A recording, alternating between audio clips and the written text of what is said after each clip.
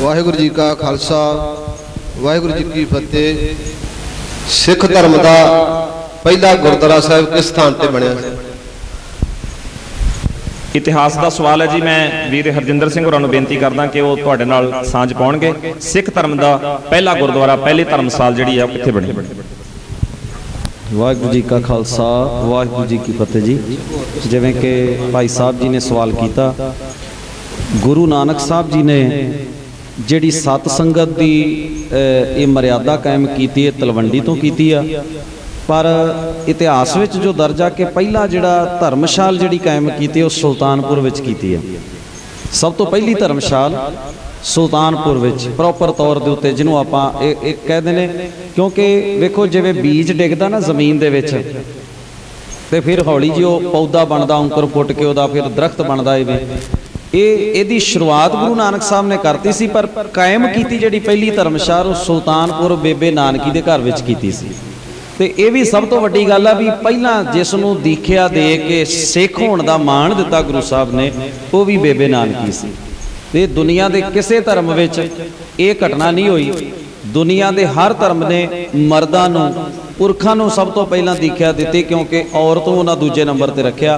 पर सिख धर्म एक इहो जिहा धर्म आ जिहदे विच सब तो पहला सिख बनन वाली भी एक औरत आ ते धर्मशाल भी गुरुद्वारा जिन्हों अज आपां कहने सब तो पहला बेबे नानकी दे घर विच स्थापित किया गया। दूसरी वड्डी धर्मशाल जिहड़ी सी वो भाई लालो दे पिंड विच तलंबे एमनाबाद दे विच स्थापित की गई सी। गुरुद्वारा साहब के नाल संबंधित कुछ छोटे छोटे सवाल ने कि गुरुद्वारा साहब की लोड़ क्यों है, गुरुद्वारा साहिबान प्रति अज साडे की फर्ज हैं, अते गुरुद्वारा साहिबाना के दर्शन मेले करन जाण प्रति गुरमत सानू की सेध दिंदी है जी। ये कोई सवाल है? पहला सवाल है जी, गुरुद्वारा साहब की लोड़। गुरुद्वारा साहब की लोड़ जिहड़ा सवाल किया गया है उन्नी लोड़ है जिन्नी सानू जिउंदे रहण लई रोटी की लोड़ है, जिन्नी सानू जिउंदे रहण लई साह की लोड़ है, जिन्ना सानू तंदुरुस्त रहण लई इशनान करन दी लोड़ है, इन्नी ही लोड़ है गुरुद्वारे की। गुरुद्वारा साडा सिक्खी दा सकूल है, ये सिक्खी दा सोमा है। इथों सानू सतगुरु दी बाणी दा जिहड़ा एक केंद्र है ना वो प्राप्त होएगा। सतगुरु की बाणी के ख्याल पैदा होणगे। इथों असीं सीख के, जिवें तुसीं स्कूलां जांदे हो ना, सरकारी स्कूलां ते आम तौर पर लिखिया हुंदा सीखण लई आओ सेवा लई। गुरुद्वारे भी असीं गुरुद्वारे गुरु कोल सीखण लई आउणा है ते समाज विच गुरु की मत राही कर्म करन लई जाना। इवें ही दूजा सवाल की सी जी? साडे की फर्ज ना गुरुद्वारे दे प्रति साडे फर्ज हैं। साडा गुरुद्वारे दे प्रति जिहड़ा पहला फर्ज है वो ये है, गुरु दा सत्कार मुख रखदिआं पहला ध्यान रखो। जदों असीं गुरुद्वारा साहब आउने साडा पहला फर्ज है असीं गुरु दी गल वल ध्यान देईए। ये नहीं कि इधर उधर तुर फिर के चले गए। पहला फर्ज है सिख दा, गुरुद्वारे आउण वाले दा, वो गुरु दी गल वल ध्यान देवे। दूजा फर्ज है जिवें असीं स्कूल विच बहने आ, स्कूल विच रहने आ, ते स्कूल विच रहण वाले बच्चे लई लाजमी है कि वो पूरे जिहड़े स्कूल दे डिसिपलिन नूं निभावे, वर्दी पावे, जिहड़ा उहनूं काम दिता गया वो अपना घर जाके काम करे, स्कूल दे कहे हुए लैसन नूं अपनी जिंदगी दा हिस्सा बनावे। ये साडे फर्ज है। असीं गुरु कोल सखियारती बन के आउणे आ ते गुरुद्वारे आके साडे प्रथम फर्ज ये बनदे आ। दूजा साडा गुरुद्वारे आके फर्ज बनता है असी ये, क्योंकि सांझा थां है, इत्थे साडे गुरुद्वारे विच बाहरों भी ते अपने नगर दे भी लोकां ने आउणा है, संगत ने आउणा है। असी साफ सफाई का भी ध्यान रखिए। साफ सफाई का ध्यान रखदे हां। सब तो वड्डी जिम्मेवारी ये बनती है कि असी सारे कर्म अपने गुरुद्वारा साहब की मर्यादा के अनुसार करिए, अपने घरां च भी अपने समाज विच भी। तो साडा पहला फर्ज मैं जिहड़ा जरूरी सीगा वो दस दिता है। पहला फर्ज है गुरुद्वारा साहब आउणा ते गुरु की गल वल ध्यान देना, पहला फर्ज ये है। तो इस तो बाद सेवा है, गुरुद्वारे की संभाल है, ਤੇ ਇਹ ਸਾਨੂੰ ਧਿਆਨ ਰੱਖਣਾ ਪਏਗਾ ਵੀ ਇਹ ਸਾਡੀ ਜ਼ਿੰਮੇਵਾਰੀ ਵਿੱਚ ਨਹੀਂ ਆਉਂਦਾ। ਗੁਰਦੁਆਰੇ ਦੇ ਪ੍ਰਤੀ ਜ਼ਿੰਮੇਵਾਰੀਆਂ ਇਹ ਸਾਡੀ ਜ਼ਿੰਮੇਵਾਰੀ ਵਿੱਚ ਨਹੀਂ ਆਉਂਦਾ ਵੀ ਗੁਰਦੁਆਰੇ ਲੰਗਰ ਬਣਾਇਆ ਕਿਸੇ ਹੋਰ ਨੇ ਤੇ ਬਾਅਦ ਵਿੱਚ ਲਿਫਾਫੇ 'ਚ ਪਾ ਕੇ ਘਰ ਨੂੰ ਲੈ ਗਏ, ਪਿੱਛੇ ਨੂੰ ਮਿਲਿਆ ਕਿਸੇ ਨੂੰ ਕਿ ਨਹੀਂ ਮਿਲਿਆ, ਇਹ ਸਾਡੀ ਜ਼ਿੰਮੇਵਾਰੀ 'ਚ ਨਹੀਂ ਆਉਂਦਾ। ਇਹਨੂੰ ਛੱਡਣਾ ਚਾਹੀਦਾ। ਜੇ ਫੁਲਕਾ ਮਿਲਦਾ, ਪ੍ਰਸ਼ਾਦਾ ਮਿਲਦਾ, ਬਹਿ ਕੇ ਛਕੋ, ਲੋੜ ਹੈ ਤੇ ਬਹਿ ਕੇ ਛਕੋ। ਘਰਾਂ ਨੂੰ ਪਾ ਕੇ ਲਿਜਾਣ ਵਾਲੀ ਪ੍ਰਥਾ ਜਿਹੜੀ ਉਹ ਅੱਜ ਸਾਡੇ ਸਮਾਜ 'ਚ ਬੜਾ ਹੀ ਜ਼ੋਰ ਫੜ ਰਹੀ ਹੈ, ਉਹਨੂੰ ਥੋੜਾ ਜਿਹਾ ਰੋਕਣ ਦੀ ਕੋਸ਼ਿਸ਼ ਕਰੋ। ਹਾਂਜੀ, ਜਦੋਂ ਮਿਸ਼ਨਰੀ ਕਥਾਵਾਚਕ ਕਥਾ ਕਰਦੇ ਹਨ ਤਾਂ ਇਉਂ ਪ੍ਰਤੀਤ ਹੁੰਦਾ ਹੈ ਗੁਰੂ ਨਾਨਕ ਸਾਹਿਬ ਇੱਕ ਆਮ ਮਨੁੱਖ ਸਨ ਤੇ ਜਦੋਂ ਪੰਜਵੇਂ ਪਾਤਸ਼ਾਹ ਦੇ ਸਵਈਏ ਪੜ੍ਹੀ ਦੇ ਨੇ ਫਰਮਾਨ ਹੈ, ਜਨ ਨਾਨਕ ਭਗਤ ਦਰ ਤੁਲ ਬ੍ਰਹਮ ਸੰਸਰ, ਭਾਵ ਗੁਰੂ ਨਾਨਕ ਸਾਹਿਬ ਗੁਰ ਪਾਰ ਬ੍ਰਹਮ ਹਨ। ਜਿਵੇਂ ਫਰਮਾਨ ਹੈ, ਜਨ ਨਾਨਕ ਗੁਰ ਪਾਰ ਬ੍ਰਹਮ।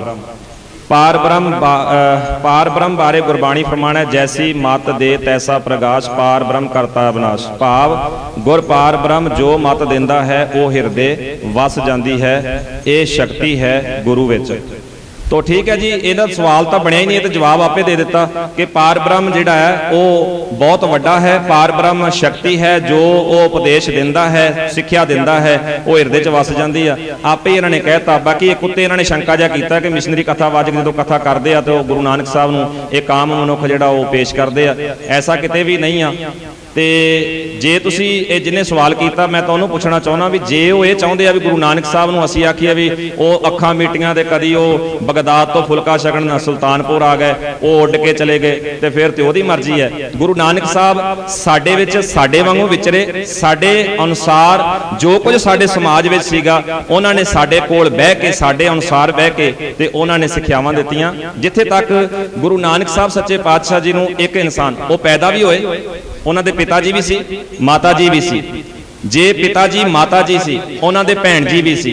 ਅਖੀਰ ਗੁਰੂ ਨਾਨਕ ਸਾਹਿਬ ਸੱਚੇ ਪਾਤਸ਼ਾਹ ਸਮਾਜ ਵਿੱਚ ਰਹਿੰਦਿਆਂ, ਸਾਡੇ ਵਿੱਚ ਰਹਿੰਦਿਆਂ ਹੋਇਆਂ ਉਹਨਾਂ ਨੇ ਭੁੱਖ ਵੀ ਮਹਿਸੂਸ ਕੀਤੀ, ਉਹਨਾਂ ਨੇ ਤ੍ਰੇਹ ਵੀ ਮਹਿਸੂਸ ਕੀਤੀ। ਆਖੀਰ ਗੁਰੂ ਨਾਨਕ ਸਾਹਿਬ ਸੱਚੇ ਪਾਤਸ਼ਾਹ ਜੀ ਸਰੀਰਕ ਤੌਰ ਤੇ ਸਾਡੇ ਵਿੱਚੋਂ ਚਲੇ ਵੀ ਗਏ। ਉਹਨਾਂ ਨੇ ਆਪਣੀ ਜਗ੍ਹਾ ਤੇ ਗੁਰੂ ਅੰਗਦ ਸਾਹਿਬ ਸੱਚੇ ਪਾਤਸ਼ਾਹ ਜੀ ਨੂੰ ਬਿਠਾਇਆ। ਗੁਰੂ ਨਾਨਕ ਸਾਹਿਬ ਕਰਤਾਰ ਦਾ ਅਕਾਲ ਪੁਰਖ ਦਾ ਰੂਪ ਸਨ, ਕਰਤਾਰ ਅਕਾਲ ਪੁਰਖ ਨਹੀਂ ਸਨ। अकाल पुरख नहीं सन, क्योंकि बाणी का फैसला है अकाल पुरख जूना विच नहीं आउंदा। तो गुरु नानक साहब सच्चे पातशाह सरीरक तौर ते साडे विच आए सी, ओ करतार दा रूप जरूर सन, करतार आप नहीं सन। इत्थे इन्हां ने एक पंक्ति भी लिख के लिखी है। मैं उन्हां वीरां नूं बेनती करांगा कि वीरो जदों सवाल करना उत्थे नाल तुसीं बाणी नूं थोड़ा जिहा ध्यान नाल पढ़न दी कोशिश भी करो। इत्थे जिहड़ा अखीर ते इन्हां ने तुक लिखी है, जैसी मत दे तैसा प्रकाश, पार ब्रह्म करता अविनाश। इत्थे किते भी जिक्र नहीं है कि गुरु नानक साहब सच्चे पातशाह बारे यह तुक है। इत्थे विचकार एक होर तुक लिखी है गुरबाणी दी, गुर जन नानक गुर पार ब्रह्म। इत्थे जन नानक गुर पार ब्रह्म, जन नानक नूं पार ब्रह्म नहीं आख्या गया, सगों इत्थे यह कहा गया है, हे नानक सेवक आख पार ब्रह्म अकाल पुरख गुरु है। ਉਹ ਧਿਆਨ ਨਾਲ ਪੜ੍ਹ ਕੇ ਵੇਖਿਓ, ਗੁਰਬਾਣੀ ਦੀ ਜਿਹੜੀ ਨਿਜਮਾਵਲੀ ਹੈ, ਜਿਹੜੀ ਵਿਆਕਰਨ ਹੈ, ਉਹਦੇ 'ਚ ਧਿਆਨ ਨਾਲ ਵੇਖਿਓ। ਉੱਪਰ ਭੱਟਾਂ ਦੇ ਸਵਈਆਂ ਦਾ ਜ਼ਿਕਰ ਕੀਤਾ ਗਿਆ, ਜਨ ਨਾਨਕ ਭਗਤ, ਨਾਨਕ ਨੂੰ ਭਗਤ ਕਿਹਾ ਗਿਆ, ਨਾ ਕਿ ਉੱਥੇ ਪਾਰ ਬ੍ਰਹਮ ਕਿਹਾ। ਮੈਂ ਤੁਕ ਪੜ੍ਹ ਦੇਣਾ ਸਾਰੀ। ਜਨ ਨਾਨਕ ਭਗਤ ਦਰ ਤੁਲ, ਦਰ ਤੇ ਤੁਲਿਆ ਹੋਇਆ, ਪ੍ਰਵਾਨ ਹੋਇਆ ਹੋਇਆ, ਬ੍ਰਹਮ ਸੰਸਰ, ਬ੍ਰਹਮ ਵਰਗਾ, ਬ੍ਰਹਮ ਨਹੀਂ ਬ੍ਰਹਮ ਸੰਸਰ, ਬ੍ਰਹਮ ਵਰਗਾ। जन नानक भगत दार तुल ब्रह्म संसर, एक जी क्या बखाना, एक जुबान उस पार ब्रह्म दे ते पार ब्रह्म दे गुणां नाल भरपूर। पार ब्रह्म वर्गे गुरु नानक साहब दे सारे गुण बयान नहीं कर सकती। तो गुरु नानक साहब सच्चे पातशाह जी जो संसार विच आए, उन्होंने साडे वांगू साडे कोल रह के साडे विच विचर के सिक्ख्यावां दित्तियां ने। तो थोड़ी जी कोशिश करो बाणी नूं विचार के पढ़न दी। ਅਸੀਂ ਸ੍ਰੀ ਅਗਲਾ ਸਵਾਲ ਜੀ, ਅਸੀਂ ਸ੍ਰੀ ਗੁਰੂ ਗ੍ਰੰਥ ਸਾਹਿਬ ਨੂੰ ਮੱਥਾ ਟੇਕਦੇ ਹਾਂ, ਚਾਨਣੀ ਚੰਦਵਾ ਲਗਾਉਂਦੇ ਹਾਂ, ਚੌਰ ਕਰਦੇ ਹਾਂ, ਫਿਰ ਅੱਗੇ ਖਲੋ ਕੇ ਅਰਦਾਸ ਵੀ ਕਰਦੇ ਹਾਂ। ਪਰ ਗੁਰਬਾਣੀ ਦੇ ਸਟੀਕ, ਫਿਲਾਸਫੀ ਅਤੇ ਇਤਿਹਾਸ ਗ੍ਰੰਥਾਂ ਨੂੰ ਜੋ ਸਾਡੇ ਧਰਮ ਦੇ ਹੀ ਹੋਣ, ਉਹਨਾਂ ਨੂੰ ਅਸੀਂ ਚੌਰ ਸਾਹਿਬ ਨਹੀਂ ਕਰਦੇ, ਚੰਦਵਾ ਨਹੀਂ ਲਗਾਉਂਦੇ, ਅਰਦਾਸ ਵੀ ਨਹੀਂ ਉਹਨਾਂ ਅੱਗੇ ਕਰਦੇ। ਕੀ ਫਰਕ ਹੈ ਇਹਨਾਂ ਵਿੱਚ? ਹਾਂਜੀ, ਵਾਹ। ਜਿਵੇਂ ਕਿ ਵੀਰ ਜੀ ਉਹਨਾਂ ਨੇ ਸਵਾਲ ਕੀਤਾ ਕਿ ਜਿਵੇਂ ਇੱਕ ਗੁਰੂ ਗ੍ਰੰਥ ਸਾਹਿਬ ਜੀ ਦਾ ਸਾਡੇ ਕੋਲ ਮੁਕੰਮਲ ਸਰੂਪ ਹੈ, ਇਸ ਤੋਂ ਇਲਾਵਾ ਗੁਰਬਾਣੀ ਦੀਆਂ ਸਟੀਕਾਂ ਨੇ, ਗੁਰਬਾਣੀ ਦੀਆਂ ਪੋਥੀਆਂ ਨੇ, ਜਾਂ ਗੁਰਬਾਣੀ ਦੇ ਗੁਟਕਾ ਸਾਹਿਬ ਨੇ, ਜਾਂ ਹੋਰ ਐਸਾ ਸਿੱਖ ਸਾਹਿਤ ਹੈ, ਆਪਾਂ ਉਹਨੂੰ ਜਿਵੇਂ ਆਪਾਂ ਗੁਰੂ ਗ੍ਰੰਥ ਸਾਹਿਬ ਦਾ ਸਤਿਕਾਰ ਕਰਦੇ ਹਾਂ ਵੀ ਇਹਨਾਂ ਤੇ ਚੌਰ ਚਾਂਦਨੀ ਨਮਸਕਾਰ ਕਰਨੀ ਅਰਦਾਸ ਕਰਨੀ ਵਗੈਰਾ ਇਸ ਤਰ੍ਹਾਂ ਕਰਦੇ ਹਾਂ। ਇੱਕ ਗੱਲ ਦਾ ਖਾਸ ਖਿਆਲ ਰੱਖੀਏ, ਪੋਥੀਆਂ ਬਣਾਉਣ ਦੀ ਸਟੀਕਾਂ ਲਿਖਣ ਦੀ ਗੁਟਕਾ ਸਾਹਿਬ ਤਿਆਰ ਕਰਨ ਦੀ ਜ਼ਰੂਰਤ ਕਿਉਂ ਪਈ ਹੈ? ਕਿਉਂ? ਗੁਰੂ ਗ੍ਰੰਥ ਸਾਹਿਬ ਜੀ ਦਾ ਇਹ ਜਿਹੜਾ ਮੁਕੰਮਲ ਸਰੂਪ ਆ, ਇਹਨੂੰ ਖੋਲ੍ਹਣਾ ਪੜ੍ਹਨਾ ਹਰ ਇੱਕ ਆਦਮੀ ਦੇ ਵੱਸ ਵਿੱਚ ਨਹੀਂ ਹੁੰਦਾ, ਇਹ ਆਪਾਂ ਜਾਣਦੇ ਹਾਂ। ਹਰ ਇੱਕ ਜਗ੍ਹਾ ਤੇ ਇਸ ਨੂੰ ਪ੍ਰਕਾਸ਼ ਨਹੀਂ ਕੀਤਾ ਜਾਂਦਾ। ਦੂਜੀ ਚੀਜ਼, ਇਸ ਵੇਲੇ ਗੁਰੂ ਸਾਹਿਬ ਜੀ ਨੇ ਬਾਣੀ ਲਿਖੀ, ਉਹਨਾਂ ਨੇ ਨਾਲ ਮਹਿਸੂਸ ਕੀਤਾ ਵੀ ਇਹਨੂੰ ਭਾਗਾਂ ਦੇ ਵਿੱਚ ਵਰਗ ਵੰਡ ਕਰਕੇ ਇਹਦੀਆਂ ਪੋਥੀਆਂ ਵੀ ਲਿਖਵਾਈਆਂ ਜਾਣ। ਕਿਸੇ ਨੇ ਇੱਥੇ ਮੈਂ ਮਾੜੀ ਜਿਹੀ ਗੱਲ ਕਰਦੇ ਹਾਂ ਵੀ ਮੈਂ ਆਪਣੀ ਜ਼ਿੰਮੇਵਾਰੀ ਮੰਨਦਾ, ਕਿਉਂਕਿ ਅਸੀਂ ਇਸ ਲਾਈਨ ਨਾਲ ਸੰਬੰਧਿਤ ਹਾਂ। ਅਸੀਂ ਪ੍ਰਚਾਰਕਾਂ ਨੇ ਗਲਤ ਗੱਲ ਪ੍ਰਚਾਰੀ ਵੀ ਭਾਈ ਮਨੀ ਸਿੰਘ ਨੇ ਗੁਰਬਾਣੀ ਦੀਆਂ ਪੋਥੀਆਂ ਬਣਾਤੀਆਂ ਸੀ, ਗੁਟਕੇ ਲਿਖਤੇ ਸੀ, ਇਸ ਕਰਕੇ ਮਹਾਰਾਜ ਨੇ ਉਹਨੂੰ ਆਖਿਆ ਵੀ ਮਨੀ ਸਿੰਘਾ ਤੂੰ ਮੇਰੇ ਅੰਗ ਤੋੜਿਆ, ਤੇਰੇ ਵੀ ਇਸੇ ਤਰ੍ਹਾਂ ਅੰਗ ਟੁੱਟਣਗੇ। ਏਡੀ ਬੇਹੁਦਾ ਤੇ ਘਟੀਆ ਗੱਲ ਆ ਜਿਹੜੀ ਪ੍ਰਚਾਰੀ ਗਈ ਸਟੇਜ ਤੇ। ਜਿਨ੍ਹਾਂ ਨੂੰ ਪਤਾ ਹੀ ਕੱਖ ਨਹੀਂ ਸੀ ਇਤਿਹਾਸ ਦਾ, ਗੁਰਬਾਣੀ ਦਾ, ਉਹਨਾਂ ਨੇ ਇਹ ਗੱਲ ਪ੍ਰਚਾਰੀ। ਭਾਈ ਗੁਰਦਾਸ ਜੀ ਆਪਣੀਆਂ ਵਾਰਾਂ ਵਿੱਚ ਲਿਖਦੇ ਨੇ, ਗੁਰਬਾਣੀ ਲਿਖ ਪੋਥੀਆਂ ਤਾਲ ਮਿਰਦੰਗ ਰਬਾਬ ਵਜਾਵੇ, ਵੀ ਗੁਰੂ ਸਾਹਿਬ ਜੀ ਦਾ ਉਹ ਸਿੱਖ ਵਡਭਾਗੀ ਆ ਜਿਹੜਾ ਆਪਣੇ ਹੱਥੀਂ ਗੁਰਬਾਣੀ ਦੀਆਂ ਪੋਥੀਆਂ ਲਿਖਦਾ। ਪੁਰਾਣੇ ਸਮਿਆਂ 'ਚ ਛਾਪੇਖਾਨੇ ਨਹੀਂ ਸੀ, ਜਿਹੜੇ ਪੜ੍ਹੇ ਲਿਖੇ ਸਿੱਖ ਸੀ ਉਹ ਗੁਰਬਾਣੀ ਦੀਆਂ ਪੋਥੀਆਂ ਲਿਖ ਕੇ ਸੰਗਤ ਵਿੱਚ ਵੰਡਿਆ ਕਰਦੇ ਸਨ ਵੀ ਲੋਕ ਜਿਹੜੇ ਬਾਣੀ ਪੜ੍ਹ ਸਕਣ। ਧਰਮਸ਼ਾਲਾ 'ਚ ਸਭ ਤੋਂ ਪਹਿਲਾਂ ਪੋਥੀਆਂ ਹੀ ਘੱਲੀਆਂ ਜਾਂਦੀਆਂ ਸਨ। ਮਹਾਰਾਜ ਦਾ ਇਹ ਸਰੂਪ ਤਾਂ ਗੁਰੂ ਅਰਜਨ ਸਾਹਿਬ ਦੀ ਜਦੋਂ ਉਹਨਾਂ ਨੇ ਸੰਪਾਦਨਾ ਕੀਤੀ ਹੈ ਇਸ ਦੀ 1604, ਉਦੋਂ ਬਾਅਦ ਜਾਣ ਲੱਗੇ ਆ। ਉਹਨੂੰ ਵੀ ਬਹੁਤ ਲੰਬਾ ਟਾਈਮ ਲੱਗਿਆ, ਕਿਉਂਕਿ ਉਹਨਾਂ ਸਮਿਆਂ 'ਚ ਸਰੂਪ ਲਿਖਣੇ, ਸੋਧਣੇ, ਹੱਥੀਂ ਲਿਖਣੇ, ਜਿਲਦਾਂ ਬਣਾਉਣੀਆਂ, ਕਾਗਜ਼ ਤਿਆਰ ਕਰਾਉਣਾ ਬਹੁਤ ਲੰਬਾ ਪ੍ਰੋਸੀਜਰ ਬਣ ਜਾਂਦਾ ਸੀ, ਅੱਜ ਵਾਂਗ ਨਹੀਂ ਸੀ। ਤਾਂ ਪੋਥੀਆਂ ਜਿਹੜੀਆਂ ਨੇ, ਸਟੀਕਾਂ ਜਿਹੜੀਆਂ ਨੇ, ਗੁਟਕੇ ਜਿਹੜੇ ਨੇ, ਸਾਡੀ ਸਹੂਲਤ ਵਾਸਤੇ ਨੇ ਵੀ ਅਸੀਂ ਹੌਲੀ ਹੌਲੀ ਥੋੜਾ ਥੋੜਾ ਕਰਕੇ ਉਹਦੇ ਵਿੱਚੋਂ ਪੜ੍ਹ ਸਕੀਏ। ਤੇ ਇਹਦਾ ਮਤਲਬ ਇਹ ਵੀ ਨਹੀਂਗਾ ਵੀ ਆਪਾਂ ਉਹਦਾ ਸਤਿਕਾਰ ਨਹੀਂ ਕਰਨਾ। ਉਹਨਾਂ ਦਾ ਸਤਿਕਾਰ ਕਰਨਾ, ਉਹਨੂੰ ਚੰਗੀ ਥਾਂ ਤੇ ਰੱਖੋ, ਸੰਭਾਲ ਕੇ ਰੱਖੋ, ਉਹਨਾਂ ਨੂੰ ਪੜ੍ਹੋ, ਵੱਡਾ ਸਤਿਕਾਰ ਉਹਦਾ ਇਹ ਆ। ਪਰ ਗੁਰੂ ਗ੍ਰੰਥ ਸਾਹਿਬ ਮਹਾਰਾਜ ਦਾ ਜਿਹੜਾ ਸਰੂਪ ਆ ਇਹ ਮੁਕੰਮਲ ਸਰੂਪ ਆ, ਇਹਦੇ ਕੋਈ ਅੰਗ ਨਹੀਂ ਕੀਤੇ ਗਏ, ਹਿੱਸੇ ਨਹੀਂ ਬਣਾਏ ਗਏ। ਇਸ ਕਰਕੇ ਬਾਣੀ ਸਾਰੀ ਗੁਰੂ ਦਾ ਰੁਤਬਾ ਰੱਖਦੀ ਆ, ਭਾਵੇਂ ਉਹ ਕੱਲੀ ਜਪਜੀ ਸਾਹਿਬ ਆ, ਸੁਖਮਨੀ ਸਾਹਿਬ ਆ ਜਾਂ ਕਿਵੇਂ ਆ, ਪਰ ਉਹ ਆਪਣੀ ਸਹੂਲਤ ਵਾਸਤੇ ਆਪਾਂ ਪੋਥੀਆਂ ਬਣਾਈਆਂ ਨੇ।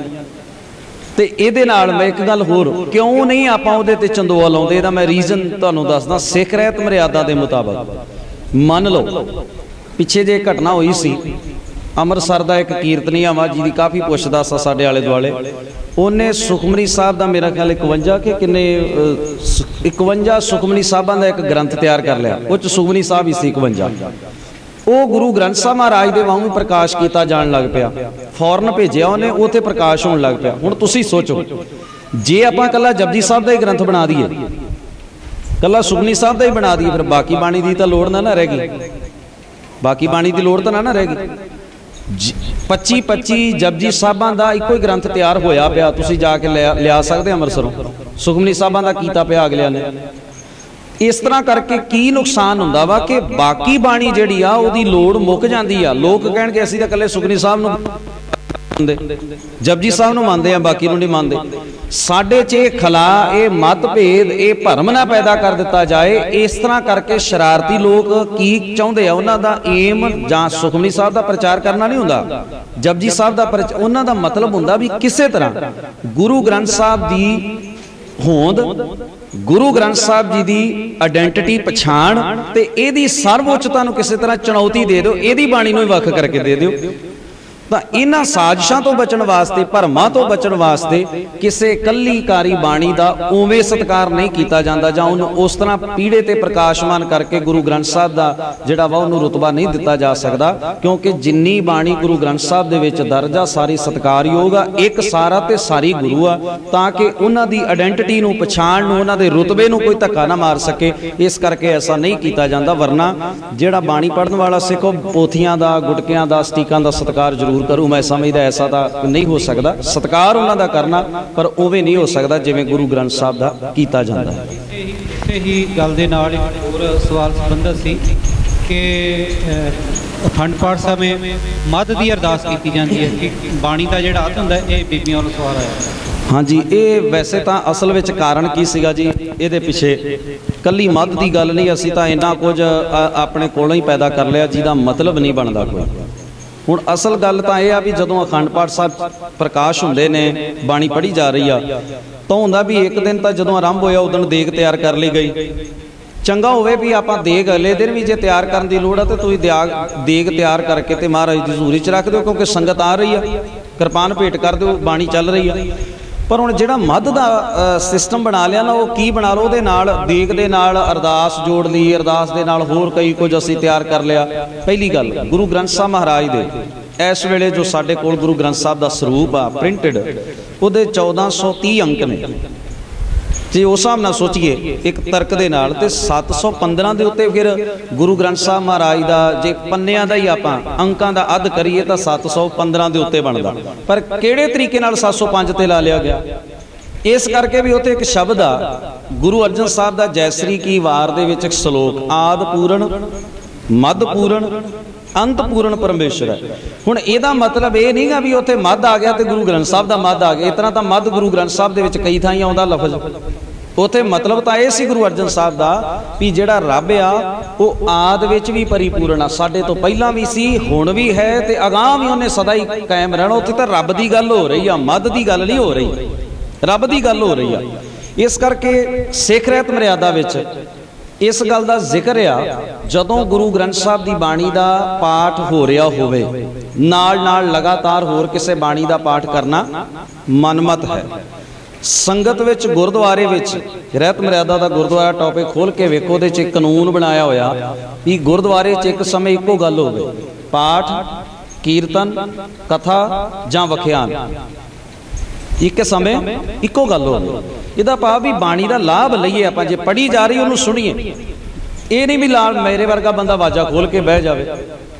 ਹੁਣ ਸੋਚੀਏ ਜ਼ਰਾ ਵੀ ਇੱਕ ਪਾਸੇ ਤਾਂ ਮਹਾਰਾਜ ਦੀ ਬਾਣੀ ਚੱਲ ਰਹੀ ਹੈ, ਮੈਂ ਆਪਣਾ ਕੀਰਤਨ ਕਰ ਰਿਹਾ ਜਾਂ ਮੈਂ ਵਿੱਚ ਕਥਾ ਕਰਨ ਬਹਿ ਜਾਵਾਂ, ਤਾਂ ਉਹ ਫਿਰ ਜਾਂ ਤਾਂ ਬਾਣੀ ਦਾ ਪਾਠ ਦਾ ਵੀ ਕੋਈ ਲਾਭ ਨਹੀਂ ਹੋ ਰਿਹਾ, ਜਿਹੜਾ ਬਾਣੀ ਪੜ੍ਹ ਰਿਹਾ ਉਹਦੀ ਵੀ ਇਕਾਗਰਤਾ ਨਹੀਂ ਬਣ ਰਹੀ, ਆਖਰ ਸ਼ੋਰ ਹੋਊਗਾ ਤੇ ਕਿਵੇਂ ਇਕਾਗਰਤਾ। ਇਹ ਆਪਾਂ ਸਾਰੀਆਂ ਗੱਲਾਂ ਆਪ ਵੀ ਮਹਿਸੂਸ ਕਰਨ ਦਾ ਯਤਨ ਕਰੀਏ। ਇਸ ਕਰਕੇ ਹੋਰ ਕਿਸੇ ਕੰਮ ਦੀ ਲੋੜ ਨਹੀਂ ਰਹਿ ਜਾਂਦੀ। ਜਦੋਂ ਆਪਾਂ ਪਾਠ ਆਰੰਭ ਕਰ ਲੈਂਦੇ ਆ ਤਾਂ ਚਾਹੀਦਾ ਤਾਂ ਹੈ ਵੀ ਜੇ ਦੇਗ ਦੀ ਲੋੜ ਆ, ਦੇਗ ਤਿਆਰ ਕਰਕੇ ਆਪਾਂ ਇੱਥੇ ਰੱਖ ਮੈਂ ਇੱਥੇ ਹੋਰ ਗੱਲ, ਭਾਵੇਂ ਕਿ ਇਹ ਸਾਡੀਆਂ ਕਮੇਟੀਆਂ ਨੇ ਇਹੋ ਜਿਹਾ ਕੰਮ ਬਣਾਇਆ ਹੋਇਆ, ਆਪਾਂ ਦਰਬਾਰ ਸਾਹਿਬ ਜਾਂਦੇ ਆ, ਕਈ ਸੰਗਤਾਂ ਦੀ ਭਾਵਨਾ ਹੁੰਦੀ ਵੀ ਅਸੀਂ ਕੜਾਹ ਪ੍ਰਸ਼ਾਦੀ ਦੇਗ ਦੀ ਸੇਵਾ ਕਰੀਏ। ਹੁਣ ਉਹ ਇੱਕ ਵੱਡਾ ਉਸ ਜਗ੍ਹਾ ਤੇ ਸੰਗਤ ਦਾ ਪ੍ਰਬੰਧ ਆ, ਆਪਾਂ 15 ਜਾਂ 20 ਰੁਪਏ ਦੀ ਦੇਗ ਲੈਂਦੇ ਆ। ਕਈ ਸੱਜਣ ਕਹਿੰਦੇ ਨਾ ਵੀ ਆਨੰਦ ਸਾਹਿਬ ਦੀ ਬਾਣੀ ਦਾ ਫਿਰ ਪਾਠ ਨਹੀਂ ਕਰਨਾ ਜਦੋਂ ਦੇਗ ਲਿਆਉਣੀ, ਆਪਾਂ ਕੋਈ 50 ਦੀ 100 ਜਿੰਨੇ ਦੀ ਵੀ ਉਹ ਦੇਗ ਕਰਾਉਣਾ ਚਾਹੁੰਦਾ ਦੇਗ ਲੈਂਦਾ। ਅੰਦਰ ਆਪਾਂ ਜਾਂਦੇ ਆ, ਕੀਰਤਨ ਹੋ ਰਿਹਾ, ਮਹਾਰਾਜ ਦਾ ਪ੍ਰਕਾਸ਼ ਦਰਬਾਰ ਸਾਹਿਬ ਦੇ ਵਿੱਚ, ਦੇਗ ਸਾਡੀ ਕਿਰਪਾਨ ਭੇਟ ਕਰਕੇ ਉੱਥੇ ਕੱਢ ਲਈ ਜਾਂਦੀ ਹੈ। ਉੱਥੇ ਕੋਈ ਆਨੰਦ ਸਾਹਿਬ ਪੜ੍ਹਦਾ ਨਹੀਂ ਨਾ ਪੜ੍ਹਦਾ। ਜੇ ਉਹ ਆਨੰਦ ਸਾਹਿਬ ਪੜ੍ਹਨ ਲੱਗੇ ਤਾਂ ਉੱਥੇ ਤਾਂ ਕੀਰਤਨ ਹੀ ਨਾ ਹੋਵੇ। ਘੱਟੋ ਘੱਟ ਉੱਥੇ 10,000 ਬੰਦਾ ਰੱਖਣਾ ਪਊ ਆਨੰਦ ਸਾਹਿਬ ਪੜ੍ਹਨ ਵਾਸਤੇ।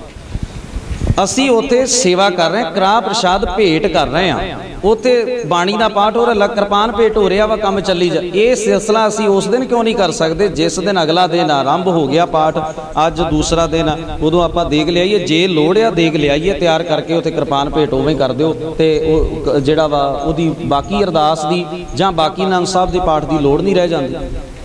ਤਾਂ ਇਹ ਗੱਲਾਂ ਜਿਹੜੀਆਂ ਨੇ ਇਹਨਾਂ ਨੂੰ ਬਹੁਤੀ ਵਾਰ ਸਾਨੂੰ ਇਹ ਚੰਗੀਆਂ ਨਹੀਂ ਲੱਗਦੀਆਂ, ਕਿਉਂਕਿ ਪ੍ਰਚਲਿਤ ਹੀ ਇੰਨੀਆਂ ਹੋ ਗਈਆਂ ਨੇ। ਪਰ ਜੇ ਆਪਾਂ ਮਰਿਆਦਾ ਦੇ ਹਿਸਾਬ ਨਾਲ ਵੇਖੀਏ, ਜੇ ਆਪਾਂ ਗੁਰਬਾਣੀ ਦੇ ਤਰਤੀਬ ਨਾਲ ਵੇਖੀਏ ਵੀ ਗੁਰੂ ਗ੍ਰੰਥ ਸਾਹਿਬ ਜਿਹੜਾ ਆਦਿ ਪੂਰਨ ਮੱਧ ਪੂਰਨ ਲਿਖਿਆ ਉਹਦਾ ਕੀ ਮਤਲਬ ਆ, ਤਾਂ ਮੇਰਾ ਖਿਆਲ ਆ ਵੀ ਅਸੀਂ ਬਹੁਤ ਕੁਝ ਐਸਾ ਕਰ ਰਹੇ ਹਾਂ ਜਿਹੜਾ ਸਾਨੂੰ ਵਿਚਾਰਨ ਦੀ ਲੋੜ ਹੈ।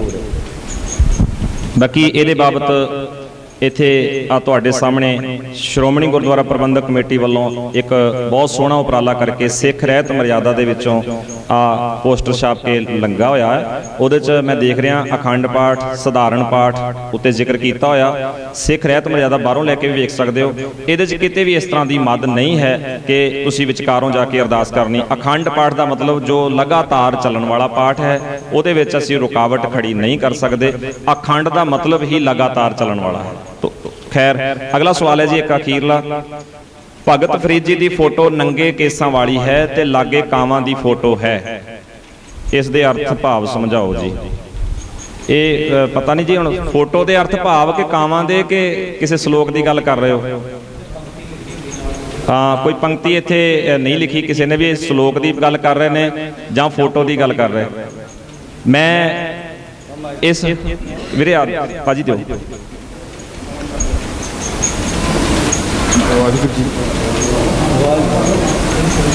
ऑन कर दो।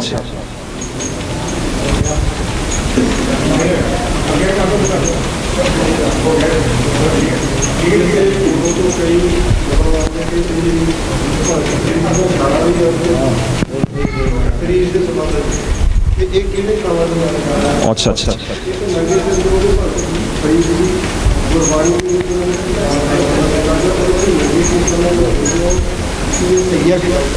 हाँ ठीक है। ये ना विच वो जिहड़ा भुलेखा जिथों फोटो तैयार की गई है वो की बाबा फरीद जी के सलोकां तो। बाबा फरीद जी के सलोकां नूं बाबा फरीद जी के उन्हां मुबारक सलोकां नूं असीं ध्यान नाल पढ़िया नहीं विचारिया नहीं ते उह सलोकां दे असीं इस तरह के भाव कढ के ते फोटो तैयार कर ली ਜਿਹੜੀ ਵੀਰ ਜੀ ਗੱਲ ਕਰ ਰਹੇ ਨੇ।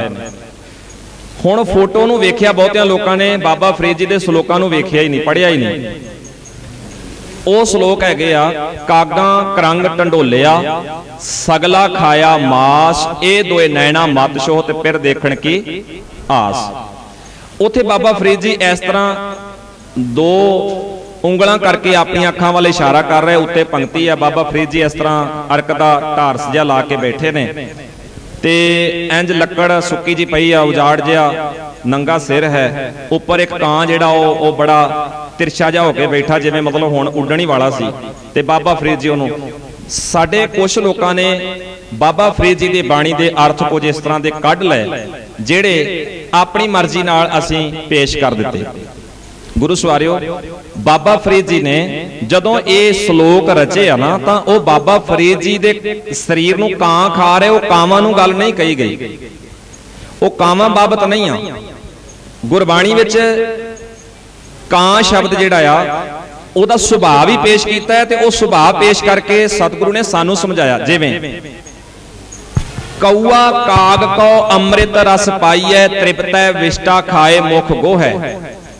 कां नूं जिन्ने मर्जी अमृत पदार्थ पाओ चूरी कुट के पाओ उन्होंने जिन्ने मर्जी स्वादले भोजन परोसो पर जिन्नी देर तक वह गंदगी च मूँह नहीं मार लेंदा उन्नी देर तक कां रजदा नहीं।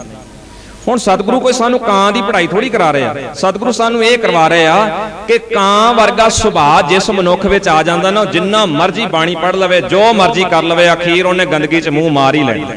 कां वर्गे सुभाव की गल है। इवें ही भगत कबीर जी का एक शब्द तुसां बहुत सारे वीरां ने कभी दर्शन किए होने जां करके देखियो दर्शन। कबीर जी का एक शब्द फील रबाबी ध्यान दिओ जी फील रबाबी बलद पखावज कौआ ताल बजावे पैर चोलना गधा नाचे भैंसा भगत करावे। भगत कबीर जी का शब्द फील रबाबी बलद पखावज कौआ ताल बजावे पैर चोलना गधा नाचे भैंसा भगत करावे। हाथी रबाबी बन गया हाथी रबाब बजा रहा बलद ढोलकी बजा रहा कां टलियां बजा रहा गधा चोला पा के नच रहा झोटा भगती कर रहा। हुण झोटा भगती कर किसी का झोटा कभी गुरुद्वारे आके बह गया होवे मंदिर चले गया होया बाबा कबीर जी इस शब्द विच साडे सुभाव की गल करते हैं। कामी सुभाव हाथी दा हुण रबाबी बन गया। आलसी सुभाव बलद दा ओ हुण उद्यमी हो गया ढोलकी बजा रहा है क्योंकि ढोलकी आलसी नहीं बजा सकता उद्यम नाल ही वजदी आ थोड़ा जिहा सुचेत होके वजदी आ। कौआ कां वर्गा गंदगी खाण वाला सुभाव नाल ताल दे रहा टलियां बजा रहा उन्होंने होर स्वादला बना रहा। जिहड़ा गधे वर्गा अड़ियल सुभाव सी खाण लग्गिया भज के ते काम करन लग्गिया दुलत्ते जिहड़ा अड़ियल सुभाव सी ये सुभाव हुण भगती विच लीन हो गया। भैंसा तुरियां जांदियां मुल लड़ाई लैनी लोकां दीयां कंधां नाल खैणा झोटे दा सुभाव है ना लोकां दीयां कंधां नाल खैणा तुरियां जांदियां एवें लड़ाई मुल लैनी रूड़ियां च खुबदे फिरना ओ जिहड़ा सुभाव सी ना ओ हुण गुरु दी भगती वाला हो गया है। फील हाथी फील रबाबी हो गया बलद आलसी बलद पखावज वो ढोलकी बजा रहा है। कौआ ताल बजावे कां टलियां बजा रहा है। पैर चोलना चोला पा के भाव सोहना बन के भगती कर रहा गधा, पैर चोलना गधा नाचै, वो मस्त हो गया आ, भैंसा भगत करावे।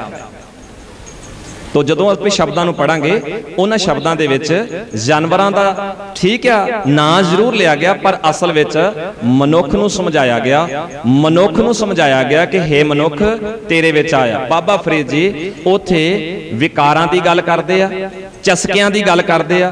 हे विकारो तुसां मेरे सारे शरीर दा मास नोच लिया, मैनू खा लिया, मैं तुहानू विकारो ये गल कहना आ तुसी उड़ जाओ, छड्ड जाओ, क्योंकि इस पिंजरे विच मेरा शह वसदा आ, ते जदों शह वस जाए तुहानू इत्थे कोई थां नहीं आ। मैं आना आ तुसी उड़ जाओ, खैड़ा छड्ड जाओ, मेरियां सुरत दियां इन्हां अखां नू ना छेड़ो, क्योंकि मेरी सुरत उस अल्लाह नाल लगी हुई है। तो बाबा फरीद जी कावां नू नहीं कह रहे, इन्हें इनकलाबी भगत होण ते दो कां ही ना उड़दे होण, है ना। असी भगत जी का सत्कार नहीं, सगों असी तो फोटो राही निरादर कर रहे हैं भी कां भी उड़ाउण वाला कोई नहीं, कां बंदे दे नेड़े बैठे ठूंगे मार रहे हैं। हाँ जी, जी पग तो बिना केसा नंगियां वाली गल की है जी, ये मेरा ख्याल है कि सानू इस तरह नहीं सी करना चाहिए, क्योंकि भगत साहबान जे गुरु साहबान का आपां गुरबाणी दे राही इतिहास दे राही पढ़ांगे तो वह भी कभी इस तरह नहीं रहे। उन्होंने गुरु साहबान ने सानू भी कहा कि तुसी अपने साबत सूरत रहना है, ते नाल उन्होंने ये कहा कि तुसां अपना जिहड़ा स्वरूप है वह सोहना रखना है, जे केस रखने तो ढकने भी पैने। तो जे बाबा फरीद जी केसां धारी सी तां जरूर ढकदे रहे, कोई ऐसी गल नहीं। बाबा फरीद जी के सलोकां विच तुहानू पग का जिक्र भी मिल जाना। ते बाबा फरीद जी जे पग की गल करते सी, दूजी गल बाबा फरीद जी इस्लाम वाले पासों साडे कोल ने, है ना, मुसलमान उस पासों ने, ते जे बाबा फरीद जी इस्लाम वाले पासों तुहानू पता होना चाहिए कि मुसलमान ते पग बन्नदे ने। तो फोटो इस तरह एक बारी पिछे हुशियारपुर दे विच एक मसला इस तरह का उठ गया सी, एक भगत साहबान दी मैं जिक्र ना करा, भगत साहबान दी नंगी फोटो केसां वाली इस तरह सी, ते ओहदे उत्ते उन्होंने की कीता भी चलो जे फोटो ही लाउणी आ तुसां फोटो ही करनी आ, ते एक सन्मान उन्होंने बनाया, ते फोटो दे उत्ते कंप्यूटर नाल उन्होंने पग सजा दी भी भगत साहब दी आ फोटो प्रचलित करो पग वाली, जे लैनी है फोटो ही लैनी तो पग वाली होवे जिहदे तो आपां सोहना जिहड़ा सत्कार वाला मसला बना सकीए। तो बड़ा बड़ा बवाल उठिया, मसला प्रशासन तक चले गया, डीसी तक चले गया, वो थाने तक, ते कई कुछ उत्थे उतरा चढ़ा बने। अखीर उत्थे इहो ही गल बनी भी जिवें दी हैगी उवें दी रखण देनी, असीं इहदे नाल छेड़छाड़ नहीं कर देनी। उत्थे फिर डीसी दे सामने कुछ गुरसिखां ने जवाब दिता सी, डीसी साहब पग लाउणी बेइज्जती है कि पग किसी के सिर ते धरनी बेइज्जती है, क्योंकि वीर कह रहे हैं भी तुसां बेइज्जती की, छेड़छाड़ की है, पग लाउणी बेइज्जती कि धरनी बेइज्जती है। तो डीसी ने एको गल कही सी, कहंदा भी जे ते आपां अज दे समाज विच वेहने आ ते साडा सारा सभ्याचार जिहड़ा वो इस गल ते खड़ा है, पग लाउणी बेइज्जती है, पग किसी के सिर ते धरनी बेइज्जती नहीं। ते कहंदा डीसी साहब फिर असां की गलत कीता सी, ते इहो ही कीता है कि भगत साहबान दे सिर ते पग सजाइए, नाले सानू सेध मिले, नाले भगत साहब दी फोटो सोहनी लगे। तो कहंदे जी नहीं असीं ये करन नहीं देना, भावें तुसीं जिन्नियां मर्जी दलीलां दे। तो कोशिश करिए, एक तां ये फोटोआं साडीआं मनोकल्पत ने, आपे बनाईआं, आपे बनाने वाले ने इस तरह का बहुत कुछ किया। तो कोशिश करो भगत साहब की जिहड़ी असली शख्सियत है वह बाणी च है, ते बाणी तो भगत साहबान की आपां शख्सियत समझिए, फोटोआं नूं तुसीं वैसे छड्डण की कोशिश करो। भाई पाल सिंह होरी अखीर ते एक दो विचार तुहाडे नाल साझा करना चाहुंदे आ, और उस तो बाद अरदास होएगी। हाँ जी, अरदास भाई साहब कहते हो चुकी है, अरदास पहला कहते हो चुकी है, कड़ा प्रसाद की देग जो बनी सी उदों आनंद साहब का पाठ होकर अरदास हो चुकी है। वीर जी तुहाडे नाल कुछ विचार साझे करने।